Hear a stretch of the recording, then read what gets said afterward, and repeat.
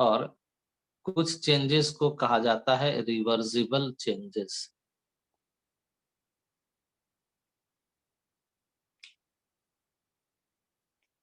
Irreversible change ऐसा change हो गया, ऐसा चेंज जिसमें हम लोग जहां से चेंज हुआ है वहां पर वापस नहीं पहुंच सके। Can not be reverted. एक बार जो चेंज हो गया वो एक परमानेंट चेंज हो गया, उसको फिर वापस हम लोग इनिशियल स्टेट में नहीं ला सके। और रिवर्सिबल चेंज कहते हैं जिसमें which can be reverted. Can be reverted का मतलब कि जो ओरिजिनल स्टेट था, जो इनिशियल स्टेट था, वापस उसी स्टेट में आ जाए।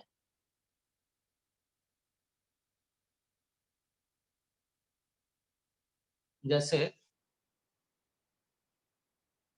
बहुत सारा इसका एग्जांपल्स है, आप समझ सकते हैं कि मान लीजिए हम लोग एक ओपन कंटेनर में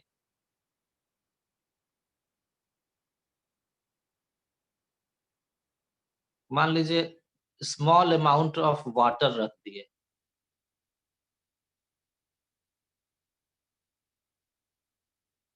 और इस ओपन कंटेनर है, ये खुला हुआ है, और मान लेते हैं कि समर में ऐसा कर दिए, समर का डेज है, मतलब गर्मी का दिन है,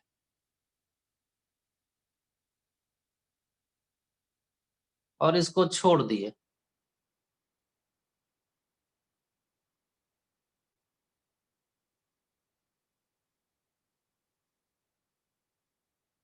लेफ्ट फॉर सम डेज, तो हम लोग क्या पाते हैं कि अब इसी कंटेनर में क्या वाटर बचा रहता है या वेपराइज होकर खत्म हो जाता है?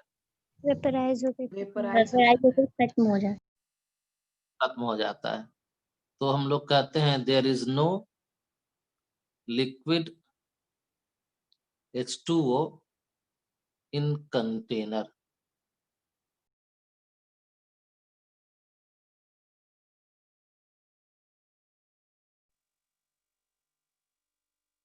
तो no liquid H2O is left in the container, ये सब वेपराइज होकर के यहाँ से खत्म हो गया। अब इस कंटेनर को ऐसे ही छोड़ देंगे फिर कुछ दिन के लिए, तो क्या इसमें वापस लिक्विड वाटर आ जाएगा कहीं से? No sir. नहीं ना, नहीं आएगा। तो ये जो चेंज हुआ, जो चेंज क्या हुआ, इस चेंज को कहते हैं vaporisation of liquid in an open container.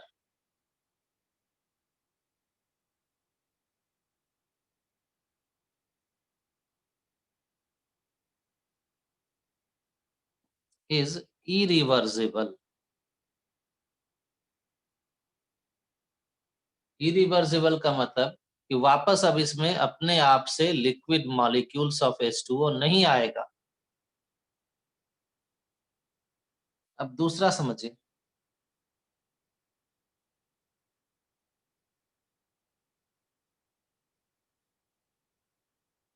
अब ये ओपन कंटेनर नहीं है, ये क्लोज्ड कंटेनर है।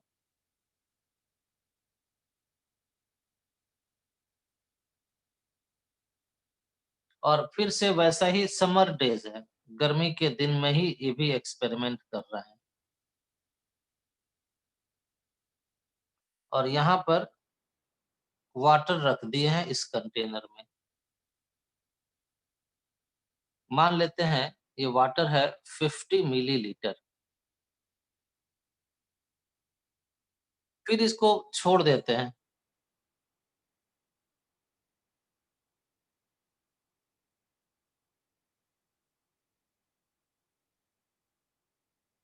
इसको फिर कुछ दिन के लिए छोड़ देते हैं। ये कंटेनर वैसे ही क्लोज्ड कंटेनर ही है।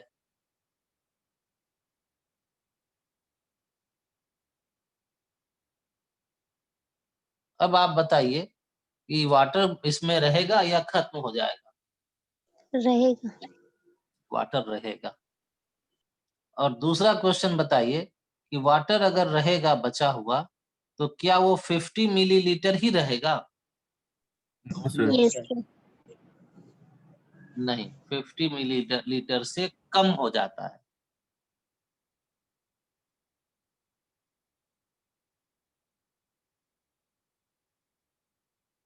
ये हो जाता है लेस देन 50 मिलीलीटर। तो बाकी मान लेते हैं हम लोग कि ये हो गया है 48 मिलीलीटर। तो बाकी 2 मिलीलीटर कहाँ चला गया? कंटेनर एब्जॉर्ब करके हीट के फॉर्म में चेंज कर दिया। इसमें से कुछ अमाउंट ऑफ वाटर वेपराइज हो गया, तो वेपर स्टेट में बदल गया। वेपर स्टेट में बदल गया है, यहाँ भी कुछ वाटर के मॉलिक्यूल्स आ गए हैं। यही है, ये है वेपर्स ऑफ H2O।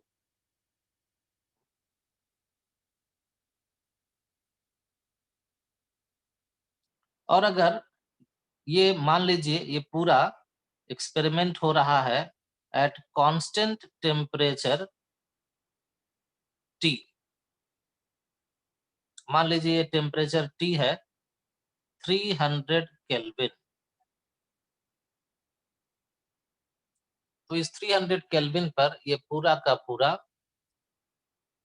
एक्सपेरिमेंट किया गया और 50 मिलीलीटर H2O घटकर हो गया 48 मिलीलीटर, और जो 2 मिलीलीटर कम हुआ वो समझते हैं कि वेपराइज होकर के वेपर स्टेट में चला गया।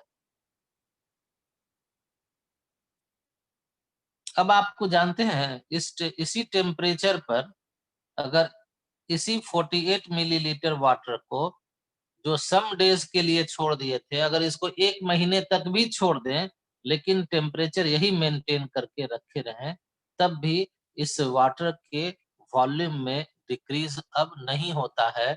ये 48 मिलीलीटर ही हो करके रुक जाता है, ऐसा स्टेट में आ गया। इसका मतलब ये क्या हुआ कि अब यहाँ से वाटर का अब और ज्यादा वेपराइजेशन, ये हम लोग कह सकते हैं कि वेपर स्टेट में वाटर अब और ज्यादा नहीं बढ़ रहा है।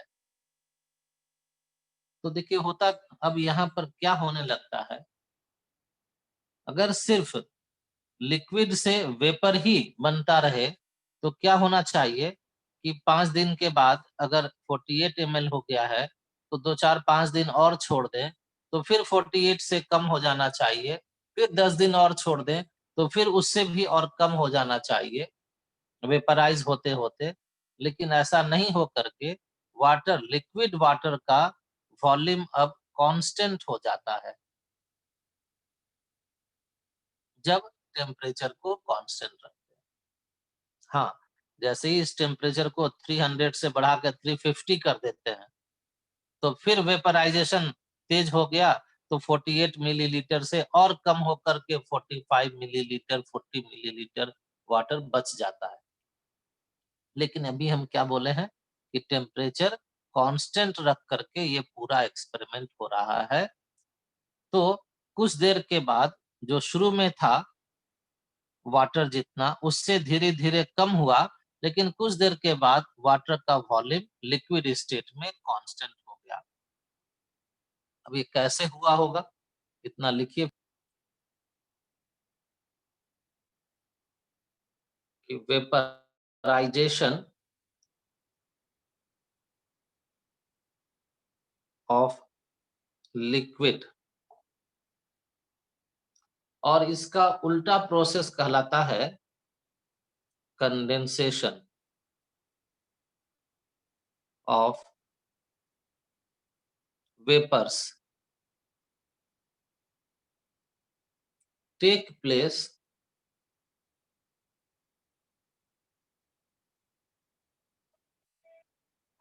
simultaneously at all temperature।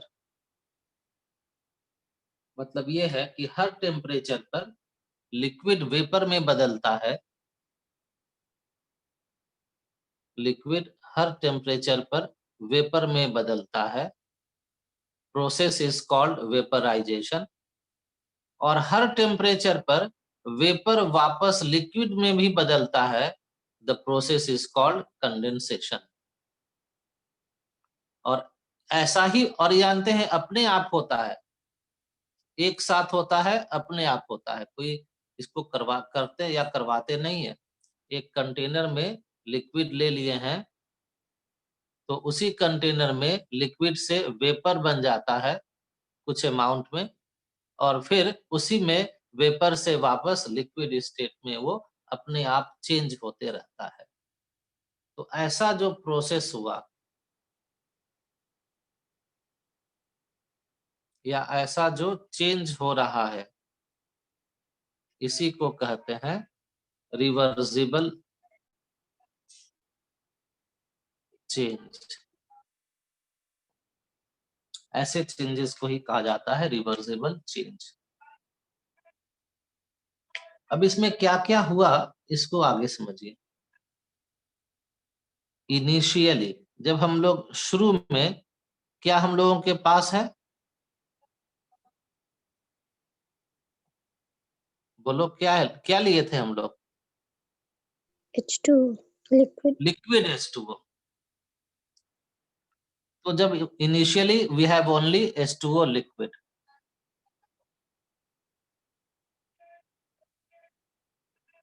After some time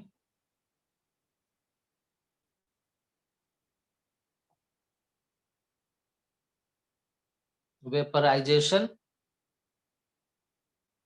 takes place and some liquid H2O is converted into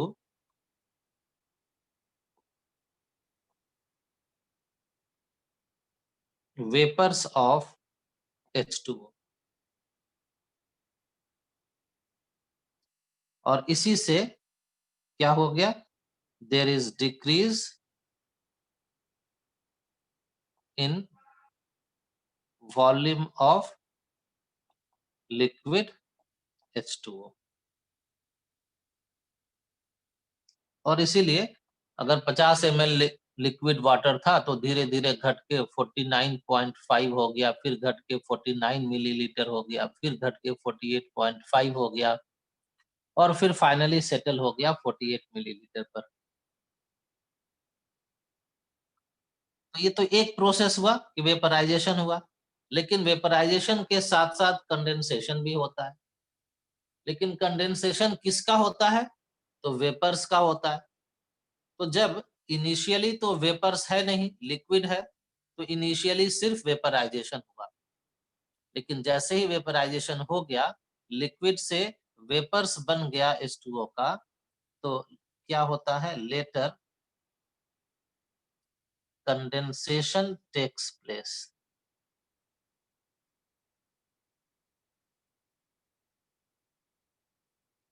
condensation takes place का मतलब वेपर्स ऑफ H2O ये कन्वर्ट होने लगा H2O लिक्विड में।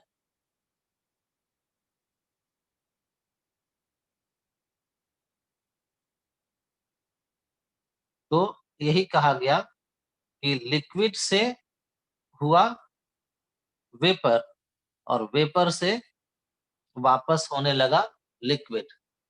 तो ये जिस स्टेट में था उसी स्टेट में वापस आने का भी काम होने लगा।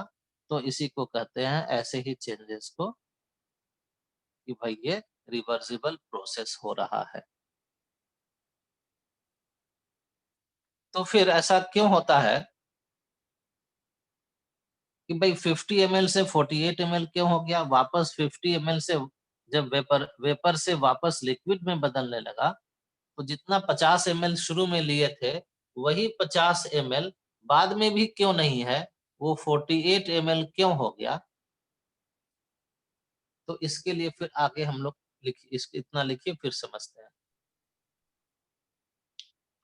Initially rate of vaporisation is fast and rate of condensation is slow.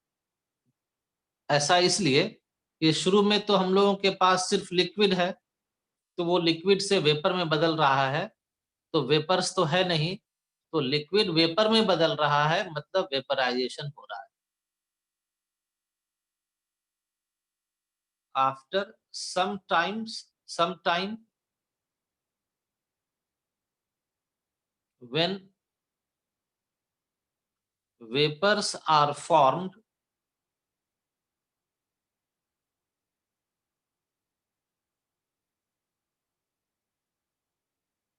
R vaporization, इसको पढ़ेंगे rate of vaporisation. Rate of vaporisation slows down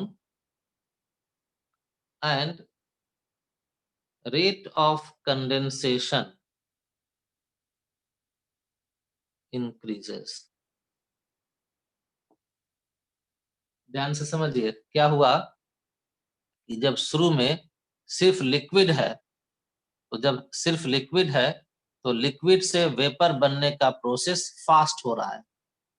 फिर से समझिए इसको ऐसे थोड़ा बड़े पिक्चर में, बड़े कंटेनर में ले लिए हैं वाटर का मॉलिक्यूल्स है, these are molecules of water. Initially ये एरो ऊपर की ओर जाने का मतलब क्या है कि वेपराइजेशन हो रहा है। इनिशियली वेपर्स नहीं है, देखो ऊपर में कहीं वेपर्स नहीं दिखाया गया, तो वेपर्स नहीं है तो कंडेंसेशन तो शुरू में हुआ नहीं, शुरू में होने लगा वेपराइजेशन। अब वेपराइजेशन हुआ तो वेपर स्टेट में देखिए मॉलिक्यूल्स दिखने लगा, वेपर स्टेट में मॉलिक्यूल्स आ गया। जैसे ही वेपर्स हो गया H2O का, वो वापस अब कन्वर्ट होने लगा लिक्विड स्टेट में। शुरू में क्या था कि मान लो एरो, 4 एरो दिख रहा है, मतलब समझना कि 4 मॉलिक्यूल लिक्विड से वेपर में गया और 2 ही मॉलिक्यूल वेपर से वापस लिक्विड में आया, तो नेट रिजल्ट ये हुआ कि लिक्विड वेपर में कन्वर्ट होने लगा। इसी को कहते हैं कि स्पीड ऑफ वेपराइजेशन फास्ट है।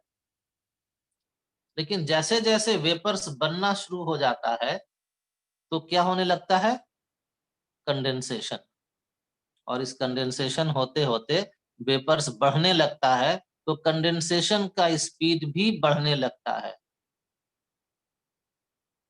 तो एक समय क्या आया कि जितना मॉलिक्यूल्स देख रहे हो ना एरो, जितना मॉलिक्यूल्स कहां से, लिक्विड से कहां जा रहा है, वेपर में, उतना ही मॉलिक्यूल्स वेपर से वापस लिक्विड में भी आना शुरू हो जाता है।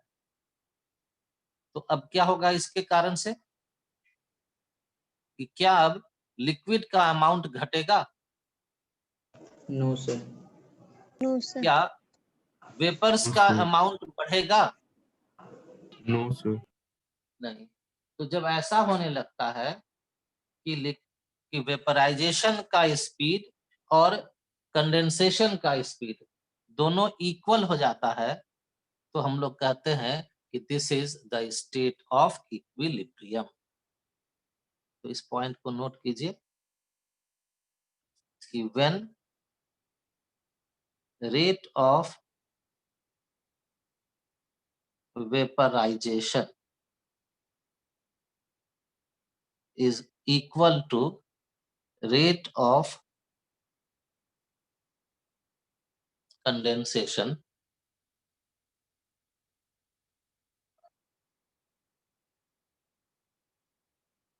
equilibrium is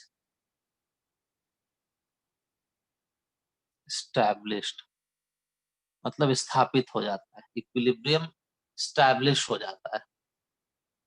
और जैसे ही इक्विलिब्रियम स्टैब्लिश होता है, ये कब होता, तो वेपराइजेशन और कंडेंसेशन यानी कि दोनों तरफ का जो चेंज है, दोनों तरफ मतलब लिक्विड से वेपर और वेपर से लिक्विड का चेंज का स्पीड इक्वल हो जाता है, तो उस स्टेट को कहा जाता है स्टेट ऑफ इक्विलिब्रियम। और जब भी ऐसा होता है, now there is no change in amount of liquid और वेपर। अब लिक्विड और वेपर का अमाउंट में कोई चेंज होना बंद हो जाता है। तो अब देखो यहाँ पर जो number of H2O molecules vapour state में है, तो ये number of H2O molecules in vapour, ये क्या हुआ, कांस्टेंट हो गया क्या?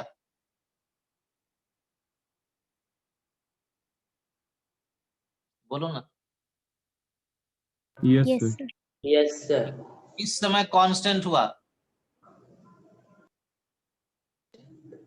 जब इक्विलिब्रियम अचीव हो गया, That is जब रेट ऑफ वेपराइजेशन और रेट ऑफ कंडेंसेशन बराबर हो गया। और इसीलिए इसके बाद अब अमाउंट में चेंज आना बंद हो गया।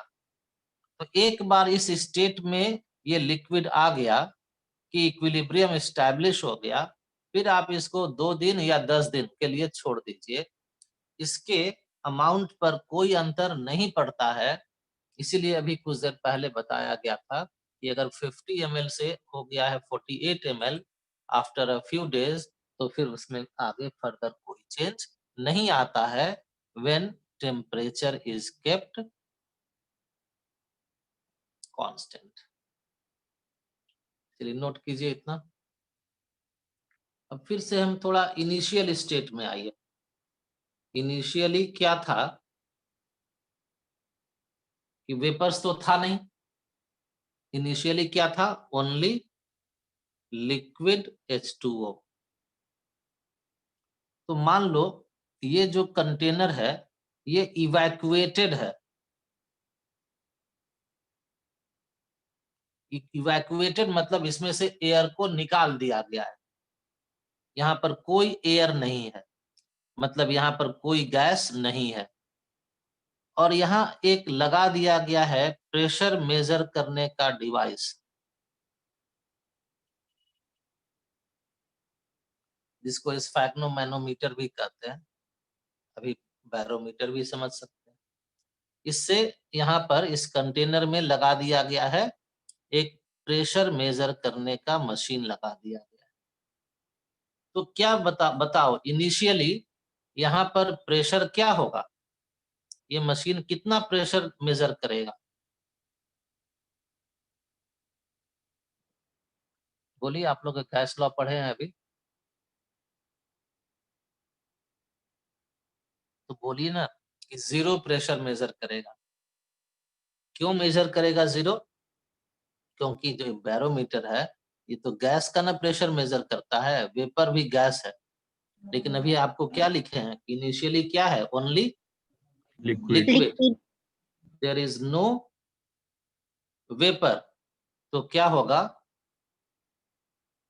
कि इनिशियल प्रेशर होगा 0।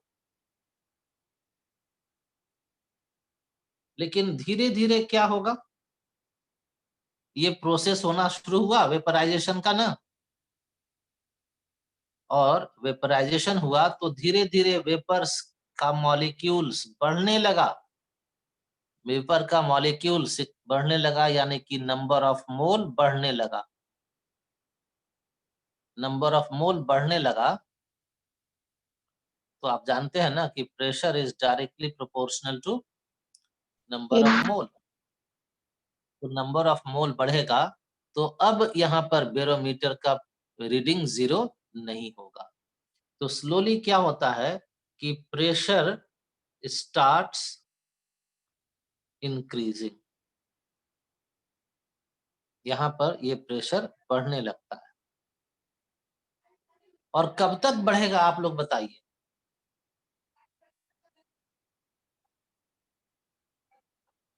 फाइनली देखो नीचे क्या लिखा हुआ है, इक्विलिब्रियम इज एस्टैब्लिश्ड, Established.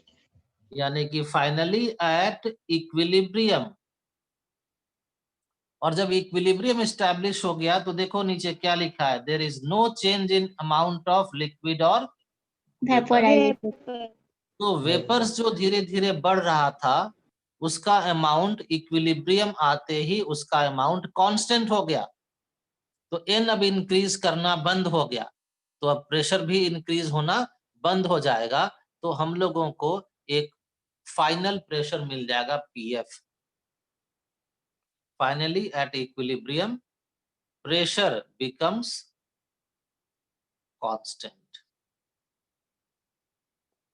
तो जब इक्विलिब्रियम अचीव होगा तो प्रेशर कांस्टेंट हो जाएगा, और इसी कांस्टेंट प्रेशर के रीडिंग से हम लोग समझ जाते हैं कि अब इक्विलिब्रियम अचीव हो गया है, क्योंकि प्रेशर बढ़ना बंद हो गया, मतलब अब number of molecules vapour state में आना भी बंद हो गया, मतलब रेट ऑफ वेपराइजेशन और रेट ऑफ कंडेंसेशन क्या हो गया, Constant. इक्वल हो गया। इक्वल हो गया, कांस्टेंट नहीं, इक्वल हो गया। वेपराइजेशन का स्पीड और कंडेंसेशन का स्पीड इक्वल हो गया, जिससे number of molecules in vapour state बढ़ना बंद हो गया, जिससे प्रेशर कांस्टेंट हो गया। तो अब हम लोग इस कंटेनर में, मान लीजिए ग्लास का कंटेनर है, ट्रांसपेरेंट है, इसमें पानी रख दिए हैं, तो क्या इसको हम लोग आंख से देखते रहेंगे तो क्या आपको पता चलेगा कि इक्विलिब्रियम अचीव हुआ है? नहीं पता चलेगा, क्योंकि वाटर कलरलेस है, वाटर वेपर भी कलरलेस है, इतना कम वेपर्स है कि पता नहीं चलेगा कि वेपराइजेशन और कंडेंसेशन ये हम लोग आंख से देखकर पता नहीं कर सकते। तो इसके लिए मशीन लगा दी है प्रेशर मेजर करने के लिए। ये मशीन प्रेशर मेजर करेगा, और मेजर किसका प्रेशर करेगा, तो वाटर वेपर्स का। वाटर वेपर्स बढ़ेगा तो प्रेशर बढ़ने लगेगा, प्रेशर कांस्टेंट हो जाएगा तो वाटर वेपर्स का बढ़ना बंद हो जाएगा, इसका अमाउंट कांस्टेंट हो जाएगा। और जब अमाउंट में चेंज आना बंद हो जाता है तो हम लोग समझते हैं इक्विलिब्रियम इज एस्टैब्लिश्ड। कि जब इक्विलिब्रियम अचीव होता है तो चेंज बंद नहीं होता है। एट इक्विलिब्रियम वेपराइजेशन, अभी जो इक्विलिब्रियम था उसी पर डिस्कशन कर रहे हैं, इसीलिए वेपराइजेशन टर्म यूज कर रहे हैं। And condensation do not stop, बंद नहीं होता, only their rates become equal. तो चूंकि बंद नहीं हुआ है, स्टॉप नहीं हुआ है, और इसीलिए equilibrium is called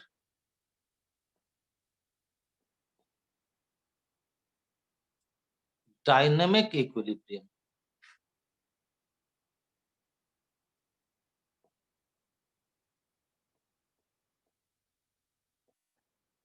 static equilibrium नहीं है, ये डायनेमिक इक्विलिब्रियम है। डायनेमिक मतलब कुछ नया मॉलिक्यूल्स लिक्विड से वेपर में बदल गया, और कुछ नया मॉलिक्यूल्स वेपर से वापस लिक्विड में आ गया, मतलब मोशन में है, चेंज जो हो रहा है अभी भी कंटिन्यू हो रहा है, सिर्फ क्या होता है कि रेट इक्वल हो जाता है। तो जब हम लोग इस तरह के कॉन्सेप्ट को फिजिकल चेंजेस पर अप्लाई करते हैं तो इसको कहते हैं फिजिकल इक्विलिब्रियम। और फिजिकल इक्विलिब्रियम कई तरह का हो सकता है, लिखिए तो, types of physical equilibrium: solid,